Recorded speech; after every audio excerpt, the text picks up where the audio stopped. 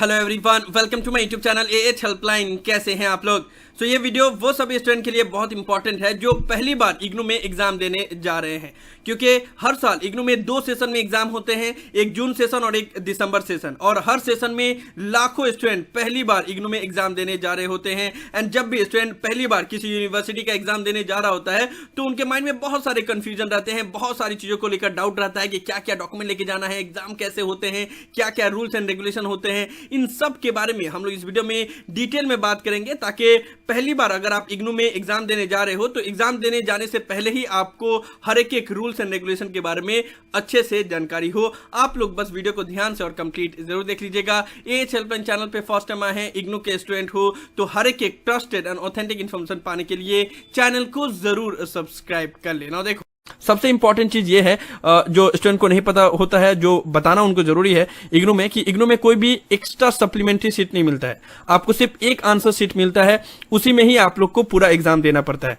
बात समझ में? आपको एक्स्ट्रा सप्लीमेंट्री सीट नहीं मिलती है, यानी कि अगर जो आपको आंसर सीट दिया जाता है उसको आपने पूरा फुल लिख दिया तो उसके बाद से एक्स्ट्रा पेज आपको नहीं मिलेगा। You will not get any extra supplementary seat in exam. तो ये इग्नू में रूल है, और ये पहले इग्नू प्रोवाइड करता था, लेकिन दिसंबर 2019 एग्जाम के बाद से एक्स्ट्रा सप्लीमेंट्री सीट प्रोवाइड करना इग्नू की तरफ से बंद कर दिया गया। तो जितने भी न्यू स्टूडेंट हैं जो पहली बार एग्जाम देने जाते हैं तो वो इस बात का ध्यान रखिएगा कि आपको जो पेज मिलेगा, जो पहली बार आंसर सीट मिलेगा, उसी में सभी आंसर लिखना है। आपको कोई एक्स्ट्रा पेजेस नहीं मिलेगा। इग्नू ने इस चीज को बंद कर दिया, ठीक है। तो इस तरीके से आपको आंसर शीट मिलेगा। जितना पेजेस दिया रहता है इग्नू में वो सफिशिएंट रहता है। अगर आप बहुत बढ़ा चढ़ा के लिखोगे, एक्स्ट्रा लिखोगे, तभी आपको एक्स्ट्रा पेजेस की जरूरत पड़ेगी, ठीक है। तो ज्यादा कटकुट मत करना, ध्यान रखना कि एक ही बार आपको जो आंसर शीट मिलेगा उसमें जितने पेजेस है उसी में आंसर लिखना है, उससे एक्स्ट्रा नहीं लिखना है। हालांकि वर्ड लिमिट भी ध्यान रखना पड़ता है आप लोग को, उसके ऊपर मैंने ऑलरेडी डिटेल में वीडियो बनाया हुआ है, आप लोग चाहे तो वो वीडियो को देख सकते हैं, ठीक है। लेकिन ये आप लोग जान लीजिएगा कि आपको एक्स्ट्रा सप्लीमेंट्री सीट नहीं मिलता है। न्यू स्टूडेंट को नहीं पता होगा, इसलिए मैंने बता दिया, ठीक है। उसके बाद से आपका जो भी मीडियम हो, ठीक है, आपने हिंदी मीडियम लिया हो या फिर इंग्लिश मीडियम लिया हो, आप दोनों लैंग्वेज में लिख सकते हो। यानी कि अगर इंग्लिश मीडियम आपने लिया होगा तो आप हिंदी में लिख सकते हो, हिंदी मीडियम लिया होगा तो इंग्लिश में लिख सकते हो। ये दोनों मीडियम में आपको लिखने की आजादी होती है। उसके लिए करना क्या होता है, बस जो आंसर शीट आपको मिलता है इग्नू की तरफ से, जिसमें आपको अपना सारा डिटेल फिलअप करना होता है, वहां पे नीचे में एक ऑप्शन रहता है मीडियम, ठीक है। यहाँ पे जो ऑप्शन दिख रहा है ना मीडियम, वहां पे हिंदी, इंग्लिश, अदर। तो यहाँ पे अगर आप हिंदी में लिखना चाहते हो एग्जाम तो हिंदी लिखोगे, इंग्लिश में लिखना चाहते हो तो इंग्लिश लिखोगे, अदर्स मत करना, और कोई भी रीजनल लैंग्वेज में मत लिखना, नहीं तो आपका पेपर चेकिंग नहीं होगा। हिंदी और इंग्लिश इसमें लिख सकते हो इरेस्पेक्टिव ऑफ योर मीडियम, ठीक है। आपका जो भी मीडियम हो, इंग्लिश हो तो हिंदी में लिख सकते हो, हिंदी में हो तो इंग्लिश में लिख सकते हो, ठीक है। उसके बाद से कैलकुलेटर अलाउड होता है या नहीं, ये बहुत सारे स्टूडेंट को डाउट होता है। तो देखो, जिस भी स्टूडेंट का जो भी एग्जाम दे रहे हो आप, उसके क्वेश्चन पेपर में अगर लिखा रहेगा use of calculator is not allowed, तो आप कैलकुलेटर यूज नहीं कर सकते। अगर कुछ नहीं लिखा रहेगा तो आप कैलकुलेटर यूज कर सकते हो, ठीक है। इस चीज का ध्यान रखना, use of calculator is not allowed. अगर आपके क्वेश्चन पेपर में लिखा रहेगा तभी आपको कैलकुलेटर अलाउड करने की इजाजत नहीं रहती। बाकी जितने भी क्वेश्चन पेपर में कुछ नहीं लिखा रहता है कैलकुलेटर के बारे में, तो आप कैलकुलेटर यूज कर सकते हो।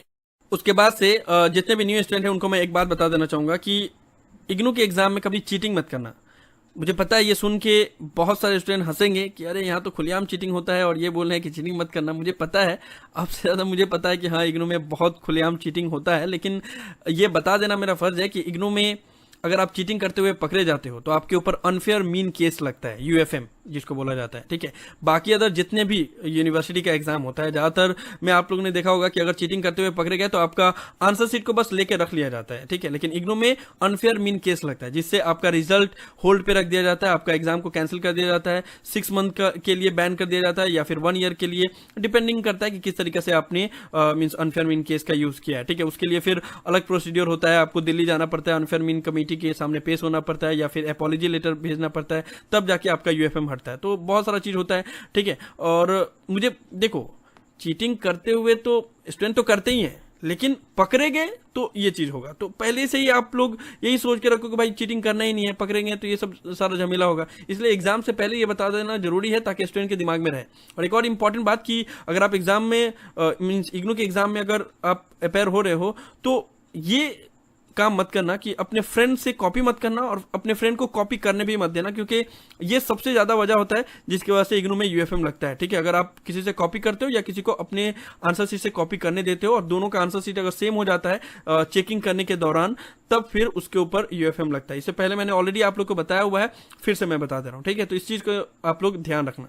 ओके, उसके बाद से पासिंग मार्क्स आपको याद रखना चाहिए एग्जाम देने से पहले कि कितना पासिंग मार्क्स होता है इग्नू में। ठीक है, तो बैचलर डिग्री के जितने भी स्टूडेंट हैं उनको 18 लाना होता है 50 मार्क्स के पेपर में, और 100 में 35 मार्क्स लाना होता है। ठीक है, एक्सेप्ट बीसीए के स्टूडेंट का 100 में 40 लाना पड़ता है और 50 में 20 लाना पड़ता है। बाकी जितने भी बैचलर डिग्री के स्टूडेंट हैं उन सबको 50 में 18 लाना होता है और 100 में 35 लाना होता है। ठीक है, मैक्सिमम जितने भी बैचलर डिग्री है उसमें यही होता है। और मास्टर डिग्री के जितने भी स्टूडेंट हैं उनका 50 में 20 मार्क्स लाना होता है पास होने के लिए, और 100 में 40 मार्क्स लाना होता है पास होने के लिए। ठीक है, मेजोरिटी ऑफ मास्टर डिग्री का यही है। ठीक है, और हालांकि इसके ऊपर मैंने सेपरेटली कौन कौन से मींस प्रोग्राम का कितना पासिंग मार्क्स है इसके ऊपर डिटेल में वीडियो बनाया हुआ है। आप लोग चाहें तो ये वीडियो को देख सकते हो, प्रकार में मैंने वीडियो का लिंक दे दिया है। ठीक है, पासिंग मार्क्स याद रखना। उसके बाद से स्टूडेंट के माइंड में ये डाउट आता है कि क्या क्या डॉक्यूमेंट लेके जाना होता है इग्नू एग्जाम के लिए। हालांकि इसके ऊपर मैंने बहुत सारे वीडियोस बनाए हुए हैं, लेकिन जैसा मैंने बताया आप लोगों को कि हर साल लाखों स्टूडेंट इग्नू में एग्जाम देने जाते हैं, तो उनको ये जानकारी होना जरूरी है कि क्या क्या डॉक्यूमेंट लेके जाना होता है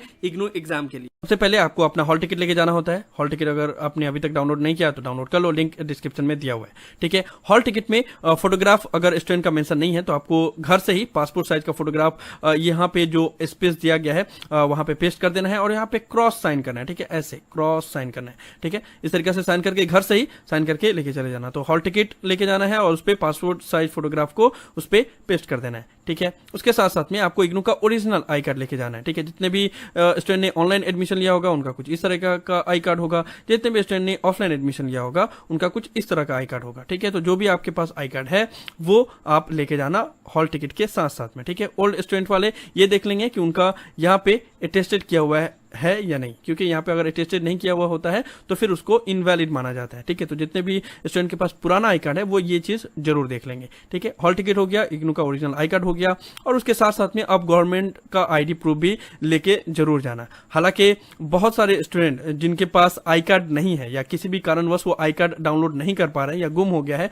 तो इस बार इग्नू ने ये अलाउ किया हुआ है और ये हॉल टिकट में ही मेंशन किया हुआ है कि अगर आपके पास इग्नू का आई कार्ड नहीं है तो आप कोई भी गवर्नमेंट आईडी प्रूफ भी लेके जा सकते हैं, तब भी आपको एग्जामिनेशन हॉल में एंट्री दी जाएगी।